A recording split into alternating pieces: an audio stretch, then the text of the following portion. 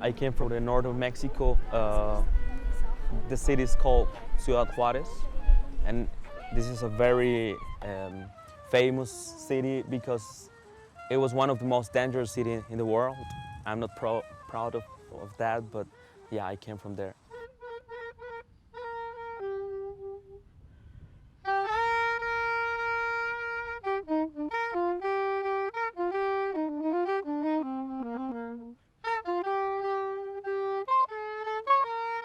It's a city with 3 millions of people living there, and it's a border, so you have all the mixes, the people who came from the whole country, the whole Mexico, and also Latin America, Central and Latin America, and people from everywhere. So the mix is, it's a passing city. A lot of people came because they want to go to the United States, right? Living here in Switzerland, it's totally different, absolutely.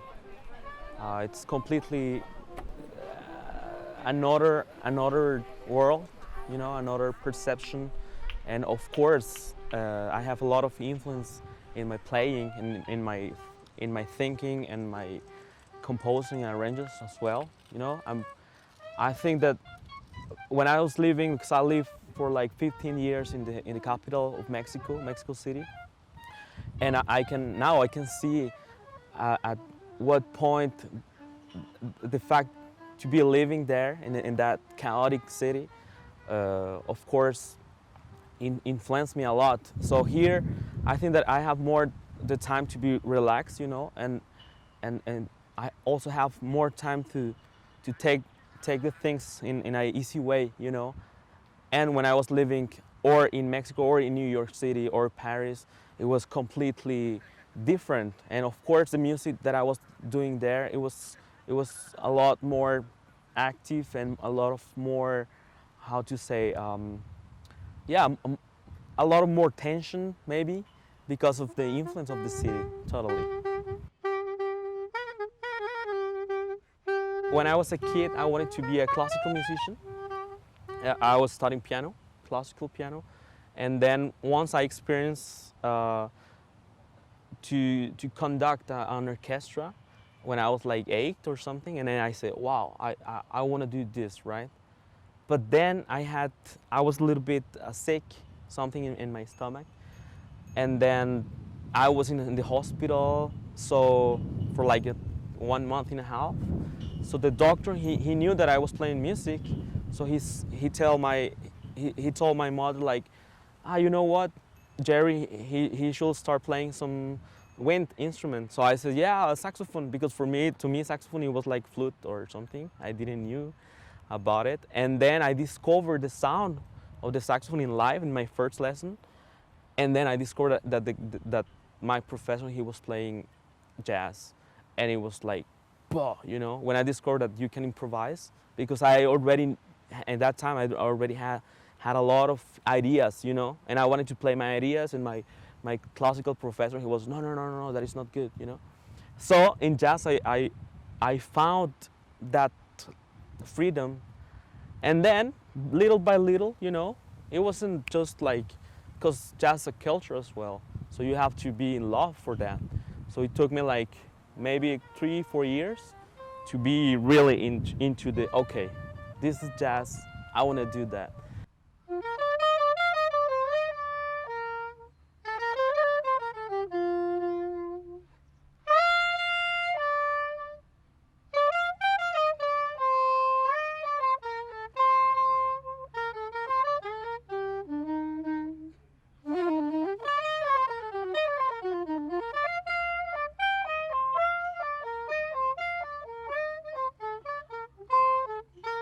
Of course, I had some difficulties in some point, in different points.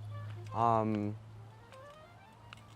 knew when I was 12 or 13 that I wanted to be a professional musician. I knew it already, but I don't came from a rich family or something. So my dream it was like going to Berklee College of Music in Boston, and do this American dream. But then I realized that it wasn't that easy, Even if you have scholarships and stuff like that, then you start to see that life is not easy and you have to work very hard, you know, and always find the way to you know, to do what you want.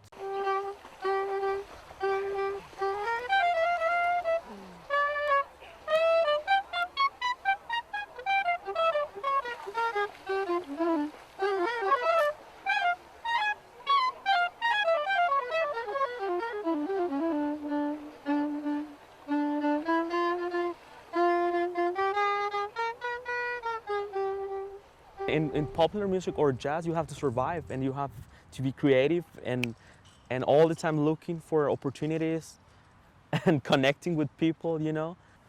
So I think now in our generation or in the generation that I'm living, being a musician is not only playing good some instrument. It's also have like a plan and how are you gonna show your music and your talent and your marketing and so now musicians, we are not only musicians, we are so much different stuff. You have to be like to accept what you have, right? If you are a very lucky person, maybe you know you're gonna make some money here, but in, in reality no, and you have to deal with it.